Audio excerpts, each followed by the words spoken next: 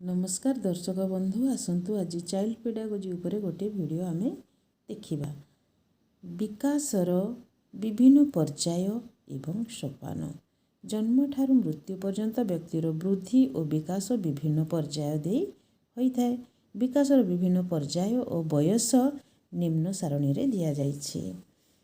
विकासर विभिन्न पर्याय: शैशवावस्था जन्मरू 3 वर्ष पर्यंत, बाल्यावस्था 3 ରୁ 10 ବା 12 ବର୍ଷ ପର୍ଯ୍ୟନ୍ତ। ଏହାକୁ ଦୁଇ ଭାଗରେ ବିଭକ୍ତ କରାଯାଇଛି। ଆଦ୍ୟ ବାଲ୍ୟାବସ୍ଥା 3 ରୁ 6 ବର୍ଷ ପର୍ଯ୍ୟନ୍ତ, ଶେଷ ବାଲ୍ୟାବସ୍ଥା 6 ବର୍ଷରୁ 10-12 ବର୍ଷ ପର୍ଯ୍ୟନ୍ତ।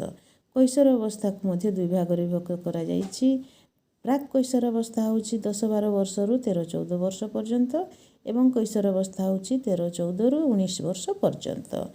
ସେମିତି ପରିଣତ ଅବସ୍ଥାକୁ ମଧ୍ୟ ଦୁଇ ଭାଗରେ ବିଭକ୍ତ କରାଯାଇଛି। ଆଦ୍ୟ ପରିଣତ ଅବସ୍ଥା 14ରୁ 40 ବର୍ଷ ପର୍ଯ୍ୟନ୍ତ, ପରିଣତ ଅବସ୍ଥା ହେଉଛି 40 ବର୍ଷରୁ 60 ବର୍ଷ ପର୍ଯ୍ୟନ୍ତ, ବାର୍ଦ୍ଧକ୍ୟ ଅବସ୍ଥା ହେଉଛି 60 ବର୍ଷରୁ ମୃତ୍ୟୁ ପର୍ଯ୍ୟନ୍ତ। ଦର୍ଶକ ବନ୍ଧୁ, ୟାକୁ OTT ଯେଉଁମାନେ ଦେଉଛନ୍ତି ଭଲ ଭାବରେ ଦେଖିଥିବେ, ଏଥିରୁ ଗୋଟିଏ ନିଶ୍ଚିତ ପ୍ରଶ୍ନ ପଡ଼ିବ।